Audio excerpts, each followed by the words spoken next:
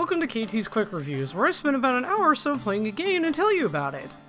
So I decided to take a look at a series I remembered quite fondly, but had forgotten that it got a remaster. That's the GameCube classic Final Fantasy Crystal Chronicles.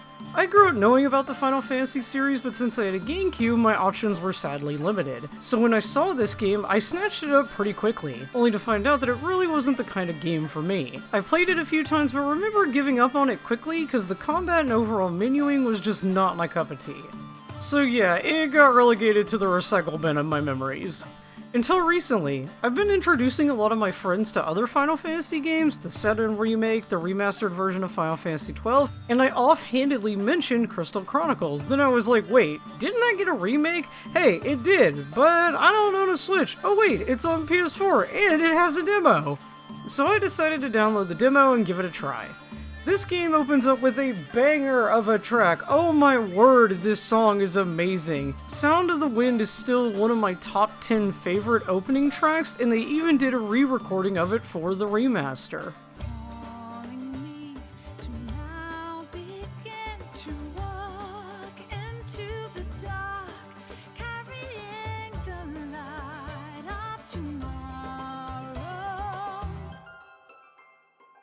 Once the intro is finished, the game gives you the options of naming the village you're from and a chance to make yourself a character. The Crystal Chronicles series boasts 4 different races. The Clavet are standard humans who want to be friends with everyone, the Lilti, a race of tough little fellas that are amazing warriors, the Yuk, who are mostly known for their magic abilities, and the Silky, who are like beast people. You can also choose your at-home job. There are quite a few.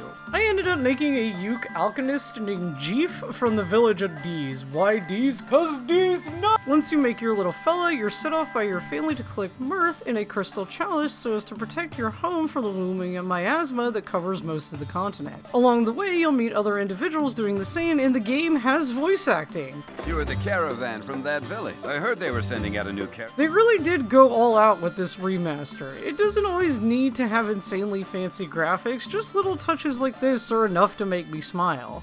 Here you'll need a Lilti named Soul Rock who will tell you a few things and introduce you to Stiltskin, a Mog cartographer. This is also where you'll pick up Mog, your helpful Moogle companion. You can also spray paint Mog, I don't know why, but it's funny. So the basic idea of this game, combat and dungeon-wise, is you run into an area, kill all the monsters, then eventually fight a boss, this allowing you to collect mirth from a special tree.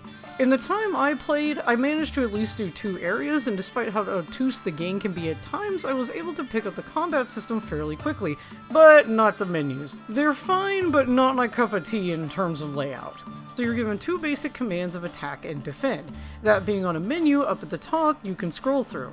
Eventually you'll pick up items such as iron carrots, phoenix downs, and even orbs that allow you to cast magic.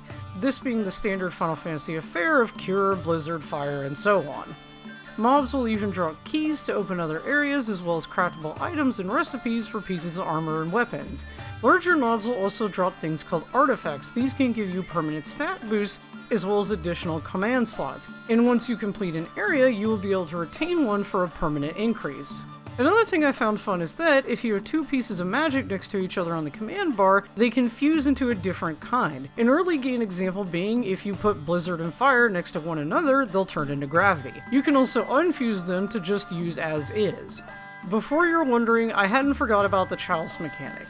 So like in the story, in dungeons, the chalice will protect you from the miasma, so if you run out of the indicated area of effect, you'll get hurt.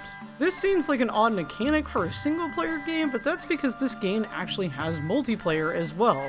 I wasn't able to test it out in my time playing, but it basically ensures that random players won't go running off and complete the dungeon without the rest of the party. That's because in multiplayer, you don't have Mog. Someone is always having to carry the chalice. This is actually a really cool way of keeping everyone together as a party like in a traditional Final Fantasy, despite the game having open combat. So how is the actual combat? The combat is fairly well put together. Once you get over the odd menus and the command wheel at the top, you can really spend most of your time just dodging enemies and getting in a few side and back attacks. The one thing I had trouble with initially was magic. There's a slight charge on magic, and once it's active, you have to line up your spell, then cast it. Took me a few goes to really get it down, but once I did, I didn't have that many issues.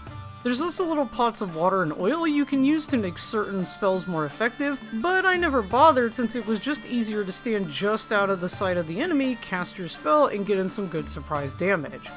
And since I did main a Yulk, known for their spellcasting, the two bosses I fought, a giant crab and a Marlboro, I just used magic the entire time.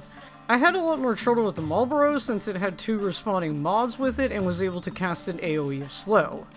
Can I also point out really quickly that this game has such a love in its heart for Final Fantasy IX? So FF9 is my favorite in the series. I won't go into that now. So when playing through this game, I noticed a lot of the mobs are essentially the FF9 mobs. It could be just because while this game was in development, FF9 was the latest mainline Final Fantasy game, or they just wanted to reuse assets to save time, but it is nice to be running through here and seeing all the monsters I was so familiar with.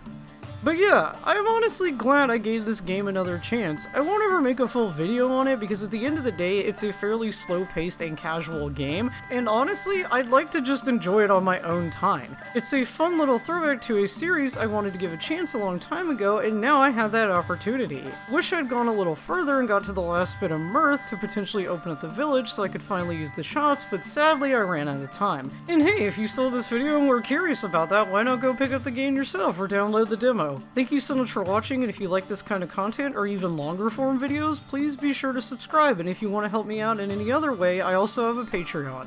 I'll see you all in the next video.